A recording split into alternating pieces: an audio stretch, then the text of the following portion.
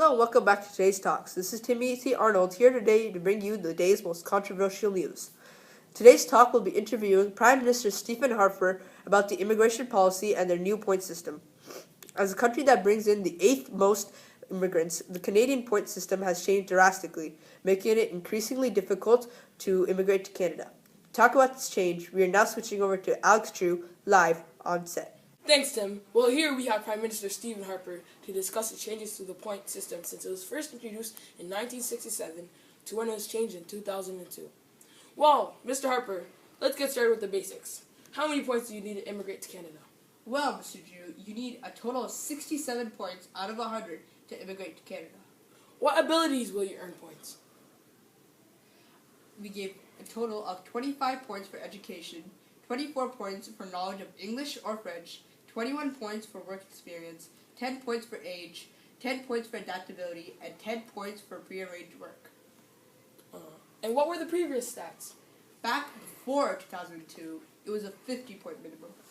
We gave 20 points for education, 10 for experience in community colleges, 10 for demand in Canada for occupation, 10 for your age, 10 for prearranged employment offer, 10 for knowledge of English or French, 15 for adaptability, 5 if you had a relative in Canada all ready to assist, and another 5 depending on where you want to settle in Canada. Why was the minimum point requirement increased by 17 points? Even if we did increase the point requirement, we have made it much more simpler to make sure Canada's economy remains strong. If we did not enforce our immigration policy, we would not have the citizens that could work and benefit the economy. You must understand that we cannot have everyone living off welfare. The policy was strengthened.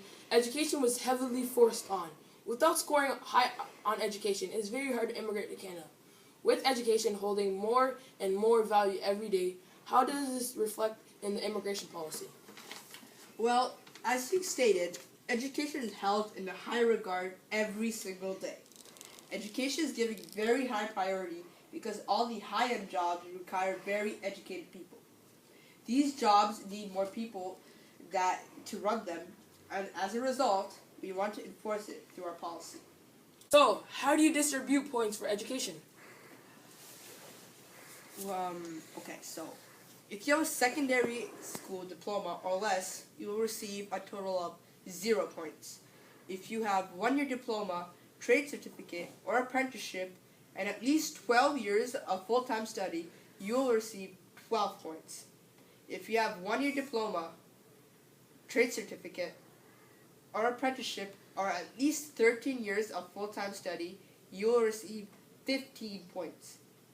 If you have a 1-year diploma, trade certificate, apprenticeship, and at least 14 years of full-time study, you will receive 20 points. Topic of refugees. With the Syrian crisis on the rise, why hasn't Canada stepped in? Well, there are millions of refugees on the borderline of Syria and Turkey. If we allow Syrian refugees in Canada, the number of people on welfare would increase and taxes would rise. It would severely degrade our economy. Even with these factors, there must be a safe number of refugees we can let in and still be able to maintain our economy. We have already helped in many crises and admitted many refugees over the course of a few years. We were a key role in many catastrophes, and we have admitted many refugees. This is the time for other countries to step in and take charge. We have played out our part, and some others must play up our mantle.